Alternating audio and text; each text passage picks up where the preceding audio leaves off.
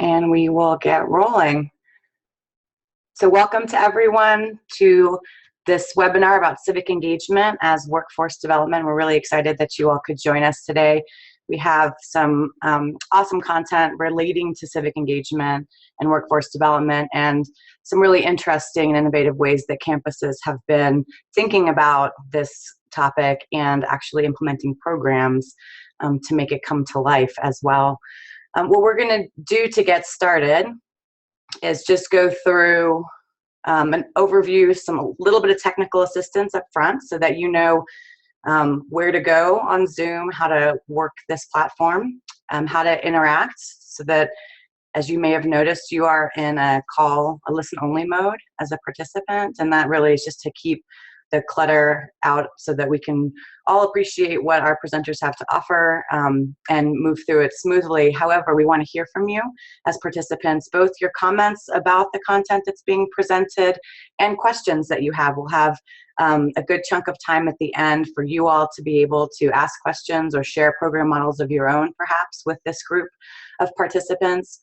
So we'll go through how you can interact as a participant.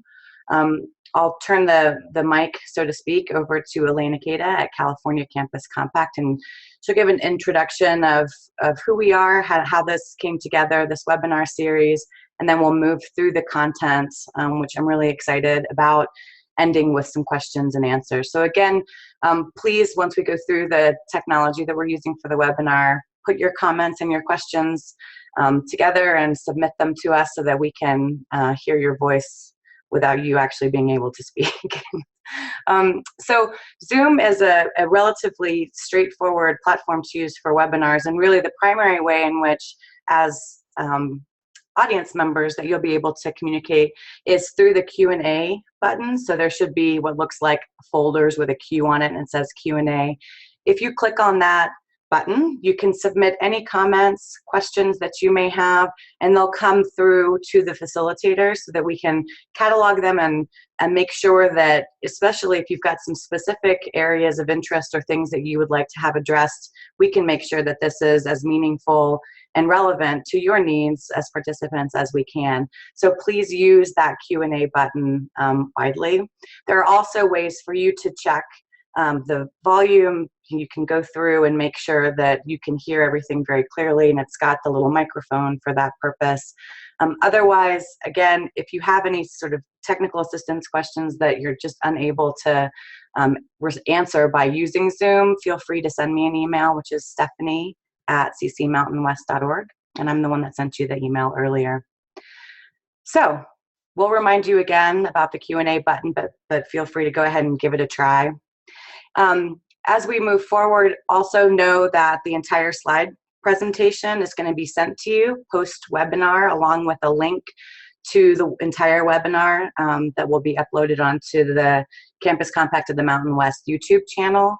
So as we go through, if there's a lot of content that we'll be talking about, don't freak out. We will send those slides to you so you'll have access to all of those, including lots of links to a lot of resources following the webinar. All right, at this time, boy, did I skip ahead. So we'll send the handouts along with a link to the webinar evaluation. We'll send those to your email addresses. And again, there's my contact information if you have any questions or concerns as we move forward. And now, Elaine, would you like to talk about our presenters and the webinar series? Great, thanks, Stephanie. So we're really excited you could all join us today.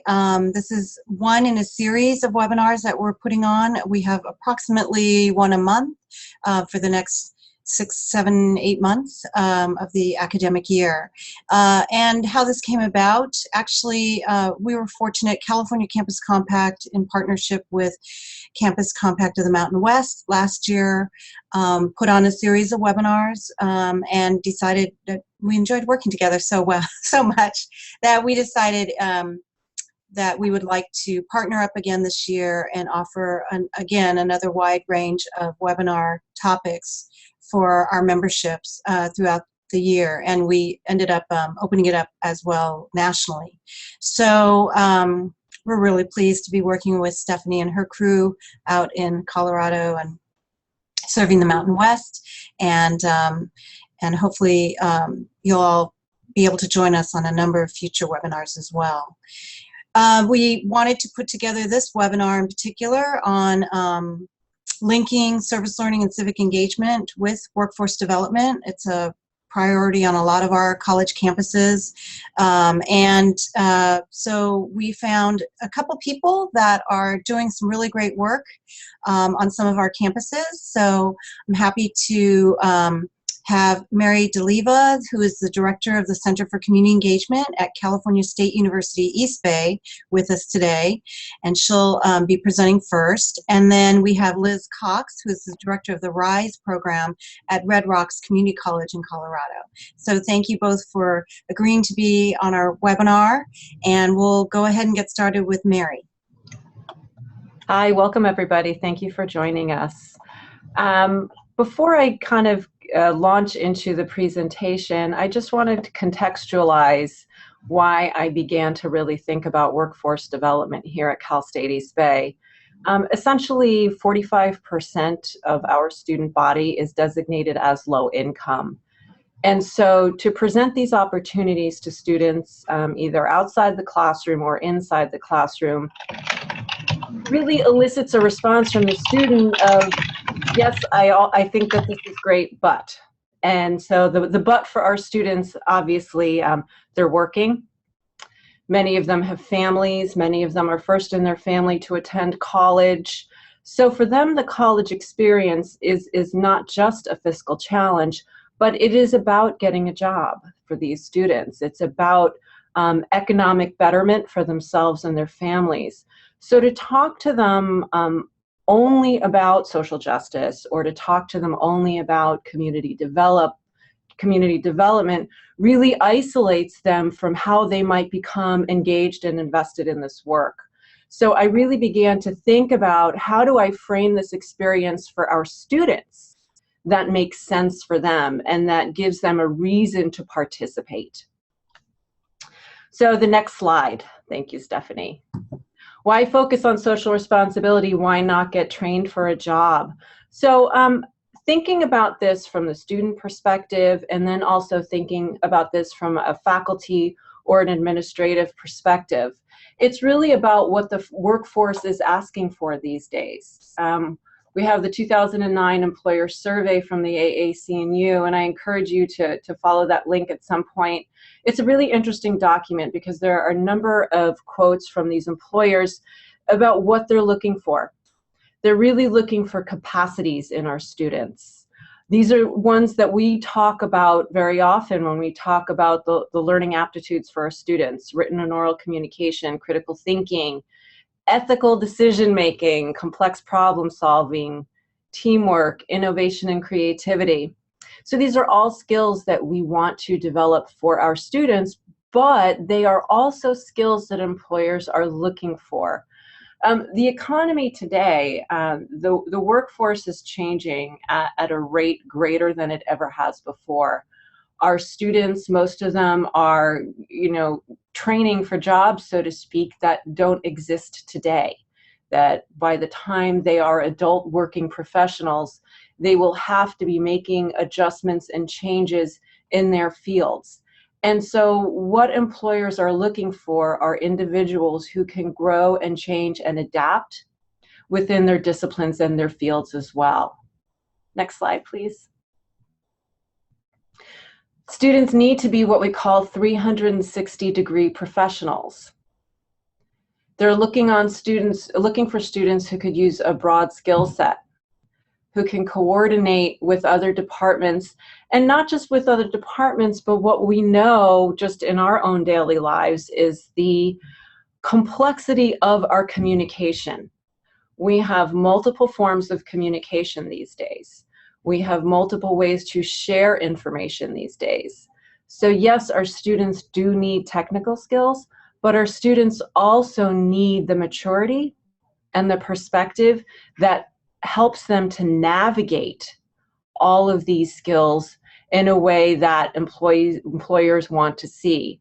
So they really need to have kind of what would they call a higher level of learning than they did in the past. It's not just about job skills.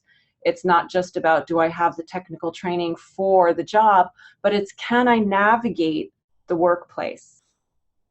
Can I navigate the field? So looking at civic engagement as workforce development, thinking about building a career and contributing to society, and how they are not exclusive endeavors.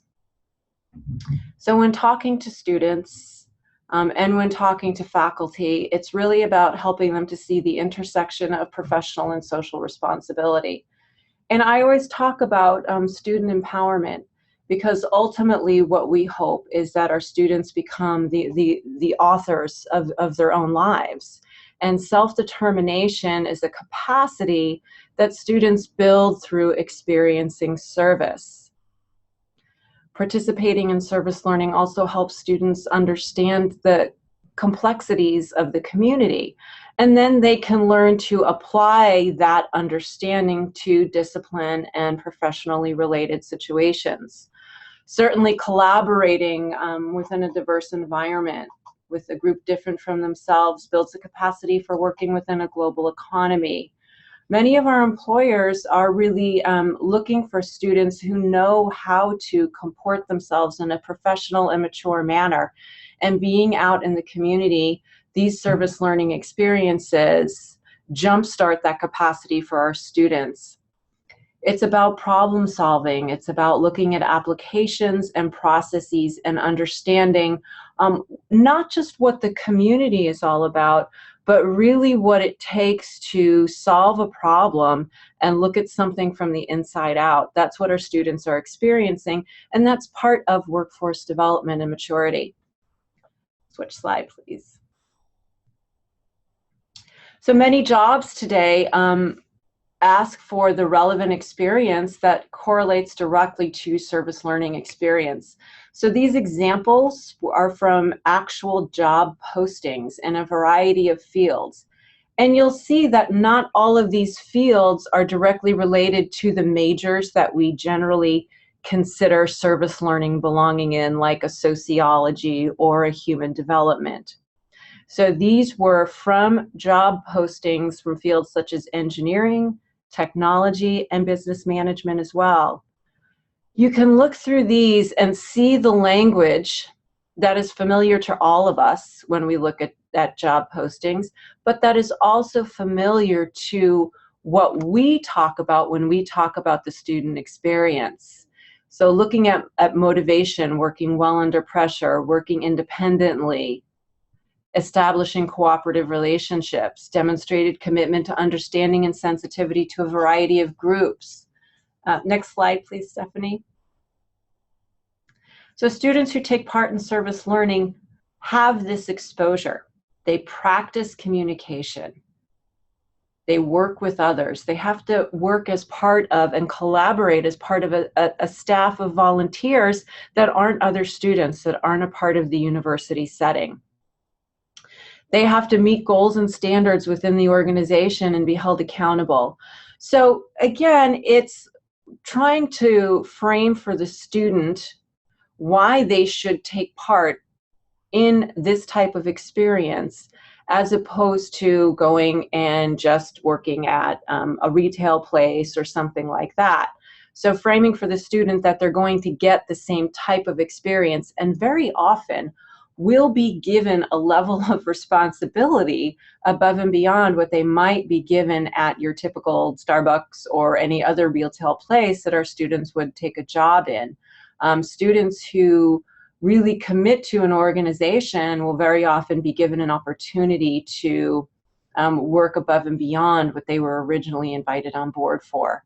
And we've had many of our students come back with job offers, summer job offers or graduation job offers from these partner agencies. Next slide, please. But again, it's really about the reflection, because that's how we differentiate service learning from community service. It's really that reflection. So I would say that workforce development really hinges upon educators and administrators making sure that these connections are made apparent for the students themselves. So it's not just the experience itself, because as we know, the experience itself may or may not land. The bigger picture may or may not land on the student. So it's about the reflection. Students should be asked to critically examine the interplay of the discipline with social justice and community development. Critically examine this intersection of service learning through the lens of public policy, economic practice, and democratic governance. And I will say this, it's important for our students, especially students who are going into the business world, to understand ethical decision making and understand what it means to function within a democracy and within a capitalist economy. So they have to be able to see that interplay and how public policy affects the marketplace. So they don't really understand public policy, perhaps, until they go out and experience public policy firsthand out in the community. Next slide, please. So these are the kinds of questions that students may be asked in a classroom setting as part of their service learning. What role does government play in regulation, research, and accessibility? What did your service experience tell you about how people experience policy? Look at a social history of the discipline. How has that discipline connected to the public good? Are there social change movements or people connected within the discipline itself? So have there been people within the field who have made a difference, and how have they? And then again, looking at current events. Next slide, please. Helping students to use service learning for career development. So within the student handbook that I developed for service learning, and this handbook is a university-wide resource that we have available on our website, I created a few documents that really coalesce this information about service learning preparing students for the job market, and then how to use service learning in resumes and job applications. So can we go to the handbook, please?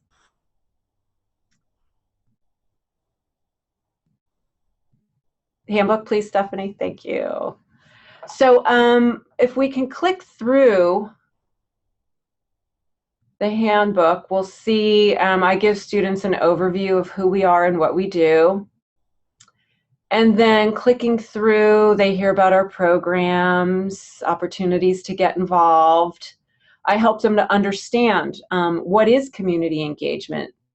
What does it mean to be in service learning, a fieldwork course? How do I connect it through my academic major?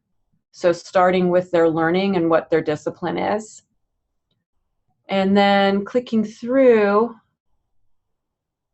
help them understand. They may experience it in courses, different ideas by major. So these are projects by major. And so coming to this document here, we'll land here for a second. How do service learning and community service help prepare me for the job market? So it's sharing with students that same list we had a few slides back about what employers want and the kinds of skills that students will build through these experiences. So next slide, please, or next page, I should say, sorry. And then landing here, it's really important for students to understand how the service learning becomes a professional experience. And it's really all about how they talk about the service experience so that they make sure to include the service experience as part of their professional experience on their resume, not under community service. And I think that that's a different mindset. Most of our students might list community service in a separate place on the resume, but then it's not professionalized for the potential employer. So the students need to professionalize the service themselves. And this is the language that can help them do that. So I give them some buzzwords about being proactive, prioritizing, teamwork, problem solving. So these are buzzwords that we're very familiar with. And then from the service learning from classroom to community to career, there are some examples on how to develop the resume, how to brainstorm the activities, write a blurb description about that. And again, the students began to see some of the language. They assisted, they organized, they communicated, they managed, they created, they cooperated, they engaged. So it's really about making sure that the language is professionalizing the experience. Next slide, please, or next page, sorry.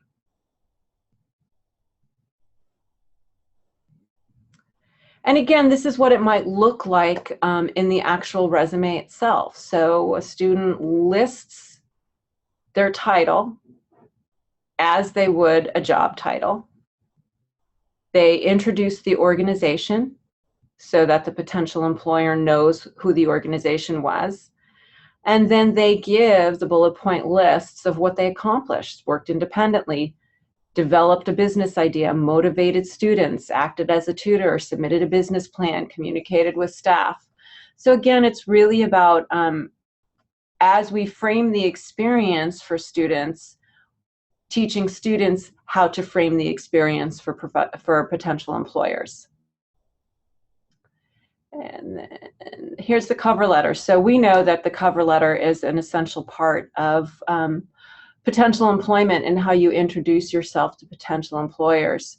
So I give students the information about how to talk about their community service, how to make that connection and bridge community service with professional skills.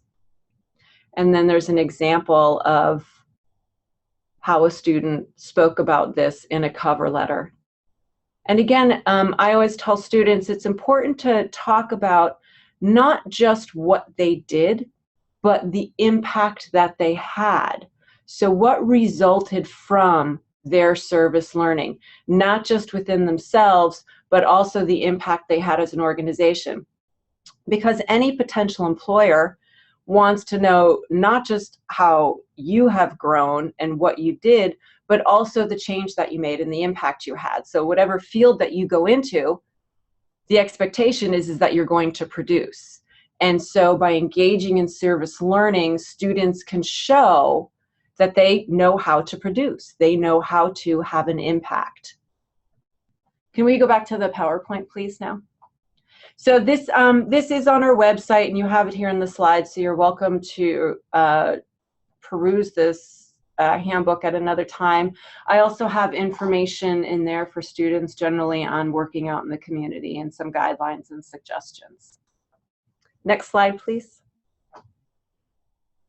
So outside of classroom service learning, the Center for Community Engagement has a co-curricular program for students called Pioneers for Change. This fall, we are headed into our 4th year of Pioneers for Change, so we're still relatively new and still kind of tweaking things and learning lessons as we go.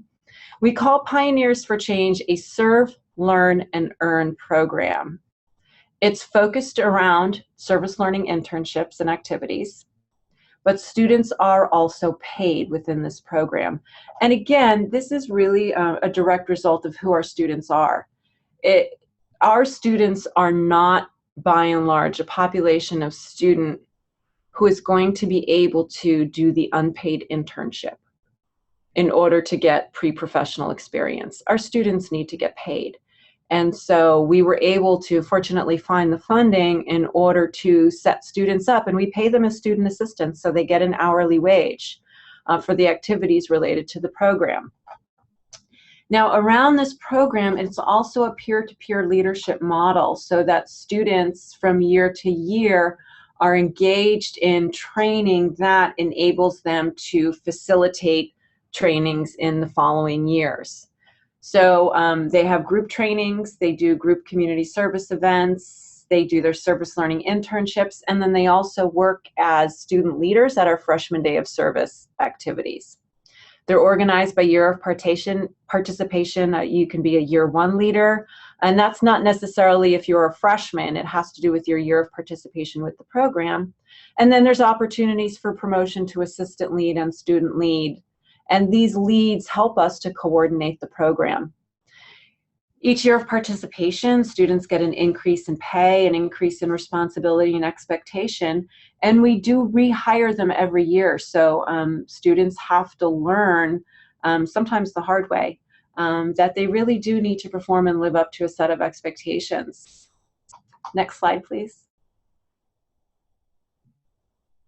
Our mission is to provide students with opportunities for growth and development through group training, attentional learning, and service experiences that encourage them to be catalysts for positive change. Our motto is working for personal, professional, and social responsibility. And those three responsibilities are really how we frame all of their experiences and all of their learning activities. Within personal responsibility, we talk to students about time management, about how they comport themselves at a service site. Their professional responsibility are the skills that they're employing and learning within their internships, and the social responsibility is the impact that they're having. Next slide, please. So here are learning objectives by year of participation. So we have within our learning objectives, leadership, feeling connected with the campus and community, working in diverse communities, communication skills. And then as their participation in the program goes on, year 3 and year 4 leaders are really supposed to be taking on leadership roles. They're supposed to be empowering and encouraging others and modeling this professional behavior with others. And interestingly enough, if you look at the, sorry, Stephanie, if you want to, could you go back just once? The bullet point under year 1 leader, feel more connected with the campus and community. When we do our assessments at the end of the year, this always scores very highly for students. Through participation in our program, they really begin to feel more connected to the university itself, not just the community. Change, please. With our students, the message is that this is a job. They are not volunteers. They are employees. And at their service sites, because we are paying them, the community partners are not paying them. We place them with the community partners. But their service learning internships are their jobs. All aspects of communication, attention to responsibility, payroll, are part of workforce development. We have a very clear set of expectations for our students. Can we click on the expectation link, please?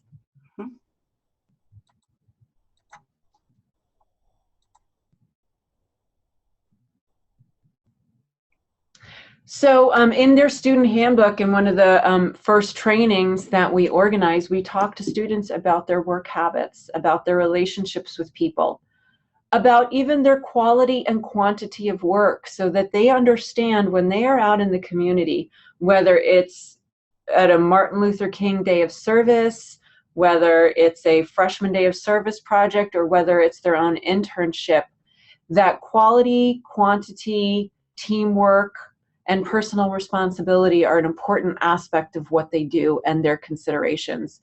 And we really talk to to them about, representing pioneers for change in the university. Back to the PowerPoint, please. Okay, we each have about 3 more minutes. Okay.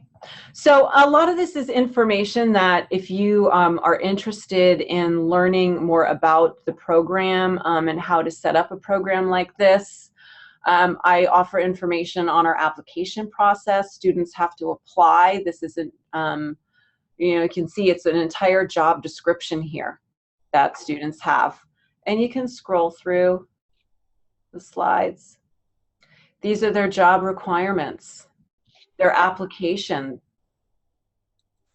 They have an interview. And then pause here for 1 second, please. So in reapplying to the program, they have to demonstrate for us what they've learned in the program. So again, for us, it's really about making sure that the reflection component of what they've gotten out of the program lands for them.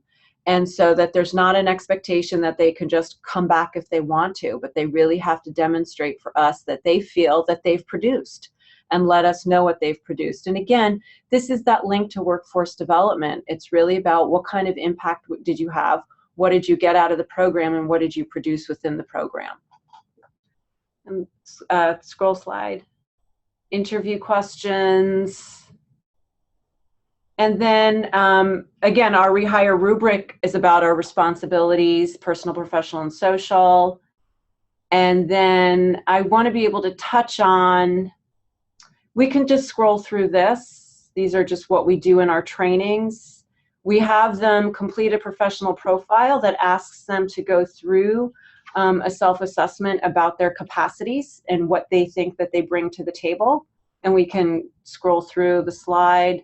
And then I'll land here just to finish up. An important part of this is making sure that our community partners are on board with understanding these professional expectations of our students. So when we send our students out in the community, if we are setting our students up to understand that this is about becoming professionals and future professionals, it's not enough for us to share this message with our students. We also need to share this message with our community partners. So the workforce development for students isn't just about the university framing, it's also about the partners understanding that our students need to be treated as professionals.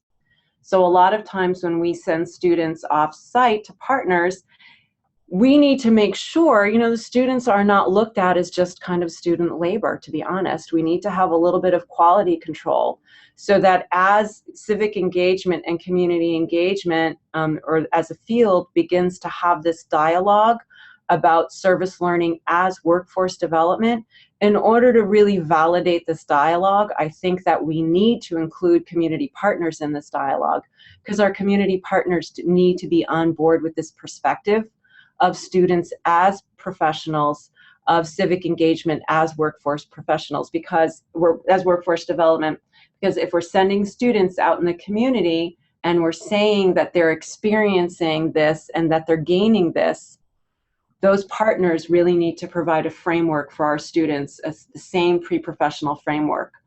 We hosted an institute, we hosted an institute for our community partners this summer in which we really went through just that, those concepts with our partners. Thank you.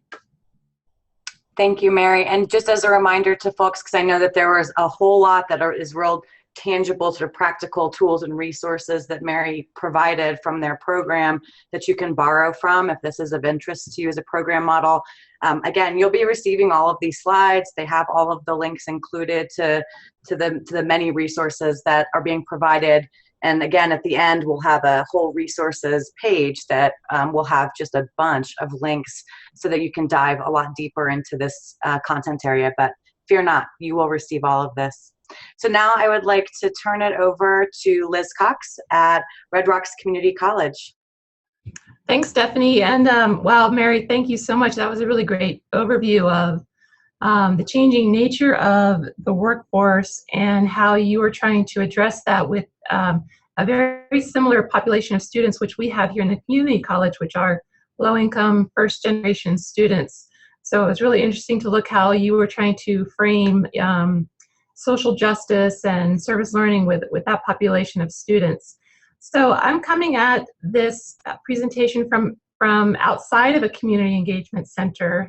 So I really appreciate Stephanie giving me the chance to try and articulate what we're trying to do in RISE with STEM students, particularly those students who want to transfer on into engineering, by using community-based learning and design thinking and bringing social justice in through the kinds of projects that students get involved in.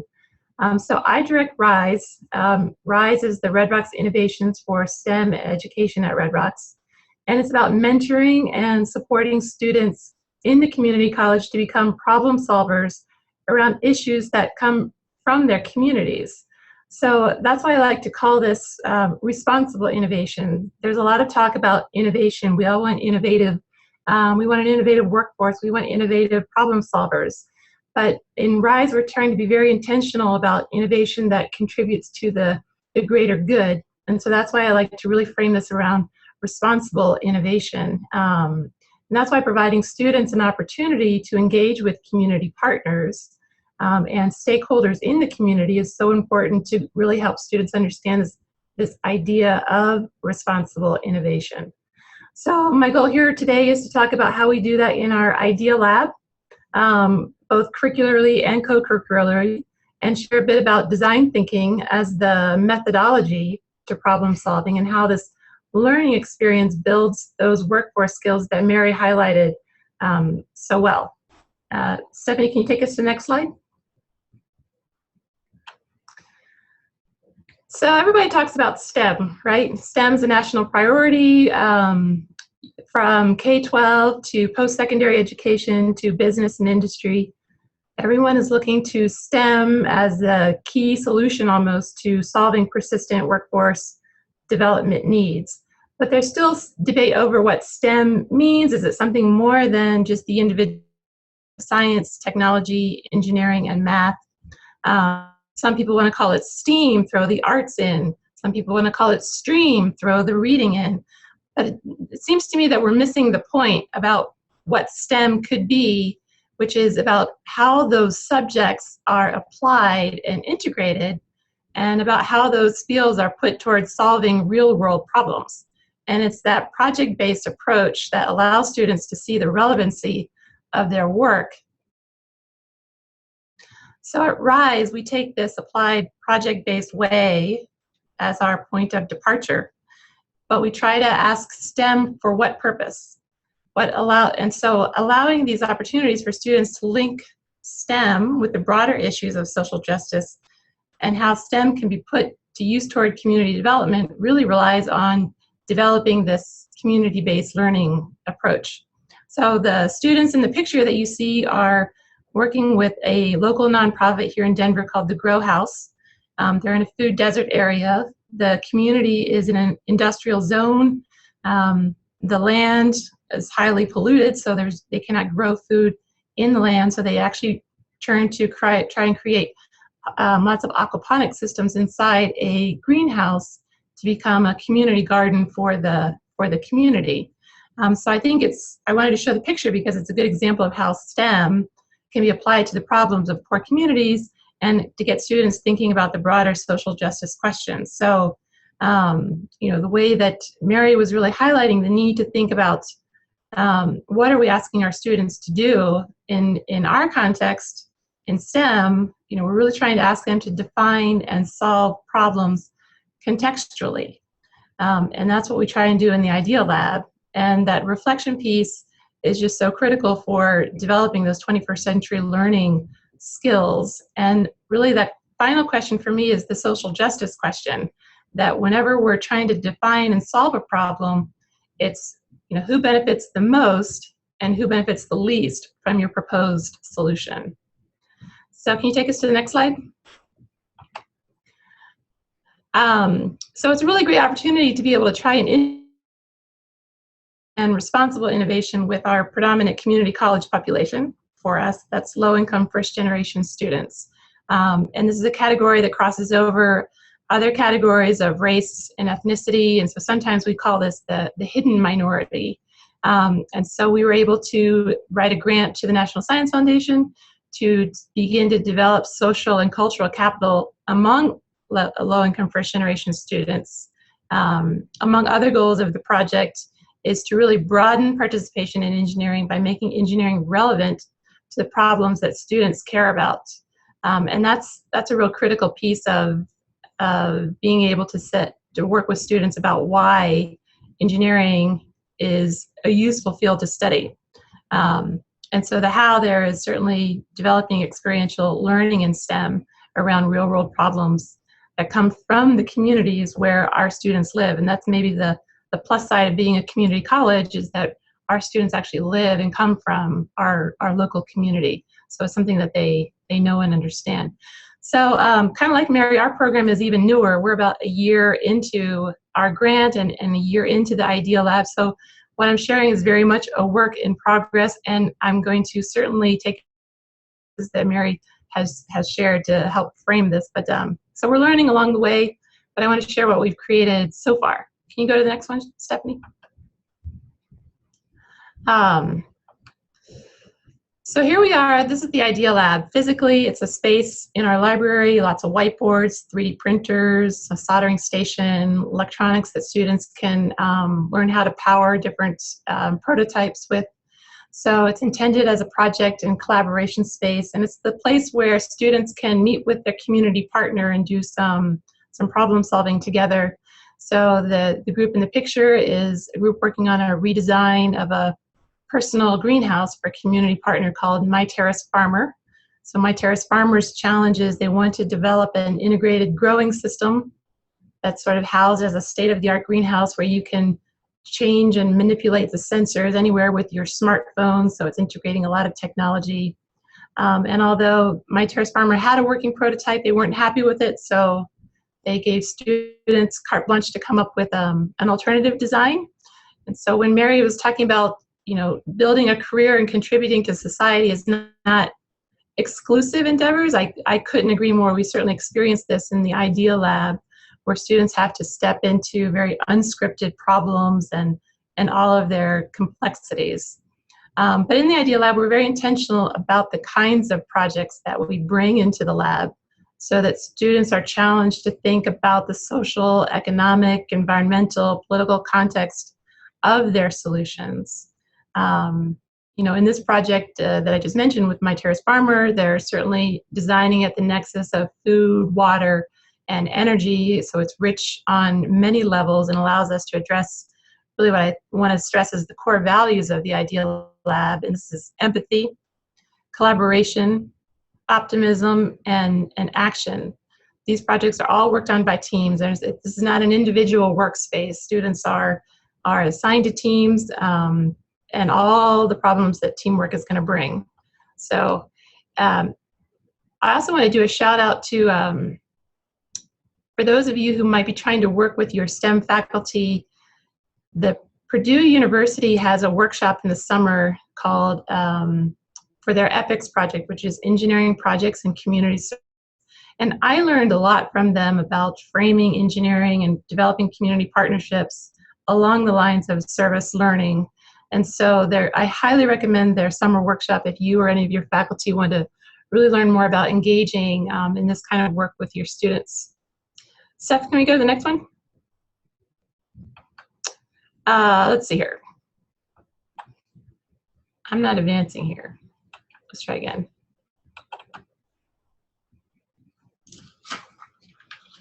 Sorry, I think I might have lost. Are we on the slide that says goals of the Idea Lab? Yes, we are. Can you see Okay. that now? Yeah. I think my screen froze. Oh, okay. Yep, we're there. All right. A colleague of mine once said, we have the responsibility to challenge engineering students to go beyond the geeky. And I think that's really what we want to emphasize with this responsible innovation. It really goes back to the goal of the grant, to empower the low-income first-generation student, to help them see how engineering impacts and is relevant to their lives and the communities where they come from. So in the last three bullets really get at the how-to of building that knowledge, skills, and experience of problem solving and teamwork and collaboration and all of those other wonderful workforce skills that we're all trying to get at. So if you want to go to the next one, Steph. Yep. Are we on design thinking? Design thinking. All right, perfect. So like many groups trying to create advocates for change or change makers, we've adopted thinking as our methodology to work with students. Or even more particularly, I would call it human-centered design. If you're not familiar with design thinking, I put a reference there to IDEO and their excellent free downloadable field guide. It has a great walkthrough for students about how to approach design thinking. Human-centered design is what Stanford uses at their D school, so it has some great minds involved in both the development and the ongoing implementation and improvement of the design thinking framework. So design thinking gives students some ways to, and I like how it sort of helps students define their problem statement. Pointers on doing conductive, productive brainstorming and various kinds of prototypes to convey the idea of possible solutions. So, and by its nature, design thinking is all about collaboration. You need a team to get through it. When you're working with engineering students, you know that they love the technical problem. You know, just tell me what the technical problem is and I can fix it. You know, I can solve it. So they love to jump in the middle, you know, right around that ideate bubble. And so we really have to work hard to back them up on the empathy is the key feature of design thinking. You know, we tell our students that as a design thinker, the problems you're trying to solve are rarely your own. Instead, they are the problems of a particular group of people. So in order to design for that group, you must gain empathy for who they are, what's important to them, what really are their needs. So this is true for the user, the person who has to maintain it, and so not only just the user, but also the person who has to maintain, fix, operate it. So there's lots of different groups involved. So learning to see things from these various perspectives. So it's a comfortable place for engineering students. Most want to jump to the ideate phase to, just get to that technical problem. So whenever we introduce a new project into the Idea Lab, we go through the human-centered design workshop using the field guide that IDEO has provided. And I don't think I'm sharing anything new about, we also really are, heavy on the reflection and the peer evaluation, but in the interest of time, Steph, so that we can get to some good Q&A, maybe let's jump ahead to the slide with the video. Yep. So as soon as we launched the Idea Lab, National Science Foundation came out with a Community College Innovation Challenge. So it was just like, oh, serendipity. Yes, we need to go for this. So we organized teams of students to submit to the Innovation Challenge. And it was perfect because they asked for the students to partner with, an industry or a community partner. So what I want to share with you is an example of a group coming out of the Idea Lab. This is a group of students that wanted to focus on a medicine dispensation within disaster relief scenarios. So they noticed that during the floodings in a lot of the communities around Colorado where medical teams had to go out and work with in sort of disaster scenarios, their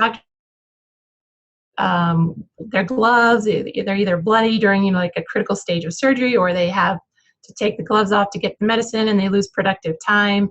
So in the age of lots of infectious diseases, the students thought it was important that they come up with a system where the doctors could easily authenticate to receive the medicine for the patient in a timely manner, and then automatically create a network that creates a secure record of the transaction. And so they were required to submit a 90-second video, and this is their video of their prototype that got them selected to a top 10 finalist. And at that point, all top 10 teams were invited to DC for 1 week of innovation training, and then at the end of the week, there was a competition for the finalist, and this team was selected as the national winner. So let's roll with it.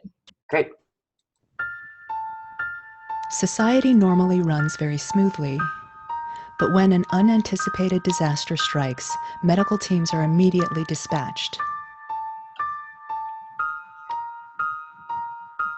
It's important that these teams have fast access to needed medicine and can return accurate data within a secure system. We've taken these aspects into account while learning about the current system. We've interviewed doctors and emergency medical response providers and have found that there isn't an efficient, systematic method of tracking drugs in these situations. We're prototyping a portable, secure medical dispensation system that tracks users and medicine within a predefined area. We've built parts with a 3D printer and integrated them with a Raspberry Pi. If the RFID tag located on the doctor's wrist is recognized, it engages a motor and the medicine is dispensed.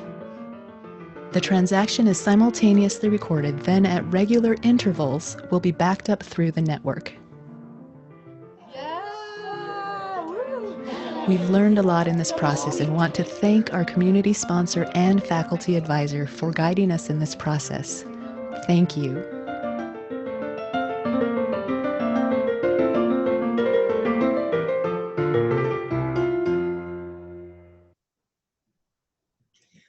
So there are other community colleges out there. I don't know who all is on the participant list, but NSF just released the new challenge for this year. It opened last week, and submissions have to be done by February 15th. So if you're interested in doing something like that, it's a lot of fun. So just to wrap up, I think that we're all, I'm sort of talking to the choir here that, community-based learning and service learning and workforce development. What we hear from our industry advisory councils all the time is we, the industry, can teach the technical skills. We need those who have soft skills. And although I'm not a fan of the word soft skills, I think we can agree that we're talking about, project, team management, communication, influence and persuasion, conflict resolution, all of these skills and experiences that I think are so difficult to develop in the traditional classroom. And so I'm going to end there, and I'm thankful to Stephanie and Elaine and Campus Compact for advocating for service learning and this kind of learning, and for giving us these opportunities to learn from each other. Great. Thanks so much, Liz and Mary, both of you, for your presentations. Just as a note for participants, there is one of the final slides is this comprehensive list of resources, which I'm sure there are several more documents that could be added to this list around community engagement, civic engagement, and workforce development. But this is a good starting point to have you go through and look at and think about in a deeper way, maybe the content for this topic. So I'm going to turn it over to Elaine, and we can pull from some of the participant questions. Okay, the first question came in during Mary's presentation, and it's, well, I'll just read it. It's a little long, so hopefully you can, I'll try and be really clear what the question is. So, I certainly agree with Mary's remarks on the ways in which some work today is looking for skills service learning fosters. There is a powerful case to be made for service learning as a technique for workforce development, especially appealing to values and priorities that are top of mind for certain audiences such as administrators, legislators, and taxpayers. My question is regarding the pitfalls or risks that attend such an emphasis, which in effect looks to employers to set the targets for educational agendas. Depending on the type of work, I can imagine this implying very different skills and dispositions than those valued within the service learning tradition. For example, obedience to authority, embrace rather than critical engagement with the status quo. Are these, in your view, legitimate concerns? And if so, how can these be headed off? Do we have a principled way of differentiating between workforce needs that are good and those that are bad or at odds with values of higher education in a democratic society? So before I turn it over to the panelists to see if they have anything to say, one of my thoughts around this, though, is that when we look at the things that some of the studies have shown that employers are looking for, one of the most common things that comes up is the ability to get along with others, the ability to work in with a diverse workforce, being able to problem solve and think critically. And so some of the things that I don't know if they're not necessarily easy to perhaps teach, but students gain this experience. Some of the other things were reliability, showing up on time. So I do think that some of the things that we're seeing in the literature about what workforce or employers are looking for are some of these, I don't want to necessarily call them softer skills, but relational skills that students end up learning through the service learning experience. So I'm going to turn over to Mary and Liz and see if either of you or Stephanie too want to comment on this, and then we do have another question that's just come in, so go ahead. So I'll say this, first of all, I definitely think that this is a concern, and I believe that, really in the past almost 20 years, there's definitely concern in higher education that the expectation has come that, we're somehow supposed to be job training programs, that we're supposed to be preparing students for jobs. And those of us in higher education, and certainly liberal arts universities, are really trying to push back about that, against that concept, and saying that, we're not here just to train students for jobs. So for me, it's not so much thinking about we are responding to what employers are setting targets for, but it's for me saying, what is our educational agenda? and listening to what the employers are saying, and then looking for a match. And I think that that's a little shift in the perspective, so that it's not saying, what are the employers saying, and we all of a sudden have to do something differently. Because those capacities from the employer survey, just what Elaine was talking about with those relational skills, those capacities are something that we already do. And so it's letting people know that, you know, there's a match here. I would also say that kind of where I ended with listening to the community partners is an important aspect of this. I think that in these conversations, it's easy to lose sight of the fact of, you know, that the word community is in there.